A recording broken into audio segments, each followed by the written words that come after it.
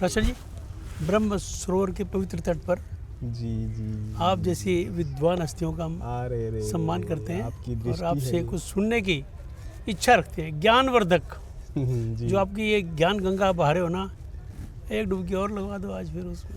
हाँ जी हाँ जी हाँ जी। वो हमारा मांडुक्य उपनिषद पूरा हो गया है। हाँ अब उसके आगे जो क्रमानुसार है वो ऐत्रेय उपनिषद है। जी। तो ये ऋग्वेद के जो आरण्यक है, ऐत्रेय आरण्यक है ऋग्वेद का, उसमें जो 5वां 6वां 7वां 8वां जो अध्याय है वो ब्रह्म विद्या के ऊपर विषय को लेकर चलता है वो सारे अध्याय। जी चूँकि ब्रह्म विद्या उपनिषदों का मुख्य विषय रहता है, इसीलिए इसको उपनिषद उसमें से छांटकर उन अध्यायों को और उसको उपनिषद, ऐत्रेय उपनिषद नाम दे दिया। और इसमें जो प्रार्थना है, जो हम अब तक सोचा करते थे ना, ओम भद्रम करणे भी या सहना भवतु, इससे अलग है।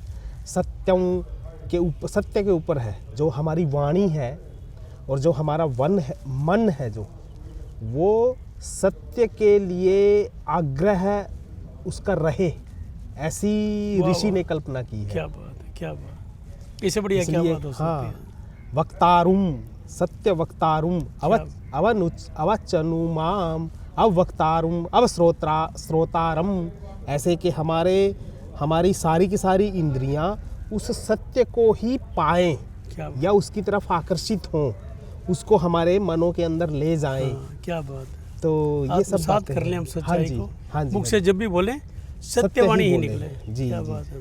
तो ऐसी प्रार्थना करने के बाद फिर ये उपनिषद शुरू होता है। और ये उपनिषद की शुरुआत में ये होता है कि ये जो आत्मा है, यहाँ आत्मा ब्रह्म का ही द्योतक है। आत्मा जो शब्द है, यही उपनिषद, कई लोग सोचते हैं ना, कई उस दिन आप बोल रहे थे कि परा और अपरा की भी बात कर रहे थे। उपनिषदों में जो अगला मंत्र है, उससे नेक्स्ट का जो मंत्र है, वो सब अनिश्चित है, जुड़े हुए हैं सब।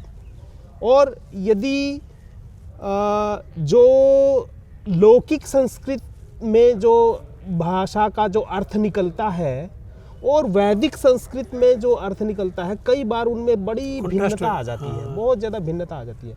और उसको जस्टिफाई करने के लिए पहले मंत्रों को भी और उसके बाद के मंत्रों को भी निरुक्तकार ने पहले अच्छी तरह समझा है और फिर उसके अर्थ निकाले हैं। तो यहाँ आत्मा शब्द है, पर ये आत्मा यहाँ परमात्मा के लिए यूज़ किया गया है। तो उसमें पहले मंत्र के शुरुआत में ये वचन, ये वाक्य आता है कि परमात्मा ईक्षते शब्द आता है कि परमात्मा ने संकल्प किया, इच्छा की। क्या इच्छा की? कि एको हम, मैं एक हूँ और मुझे सृष्टि की, जैसे वो एक मंत्र पहले भी हमने सोचा एको हम बहुश्यामा। हाँ। ये शब्द तो नहीं आया है, पर वो ये सोचते हैं कि मैं लोकों की रचना करूँगा। तो कौन कौन से लोक हों? जैसे हमने मुंडकोपनिषद में 7 जो अंग की बात की थी, वो लोक है, भू भुआ स्वाहा महाजना तपः सत्यम। परंतु यहाँ ये लोक नहीं है, यहाँ अलग है। वो ब्रह्म बोलते हैं अम्भः, मैं अंतरिक्ष, जल, मर, ये शब्द आते हैं 4 लोकों के लिए। तो इन 4 लोकों को देखो डॉक्टर साहब, उपनिषद में, वेद में और पुराणों में कोई भी मंत्र या श्लोक जब आता है तो उसका स्वतंत्र रूप से अर्थ निकाल कर और फिर हम ये घोषित करें कि इसमें तो ये सब नहीं हो सकता, ऐसा हो ही नहीं सकता। वो परिस्थितियों के अनुसार हाँ करना पड़ेगा। हाँ।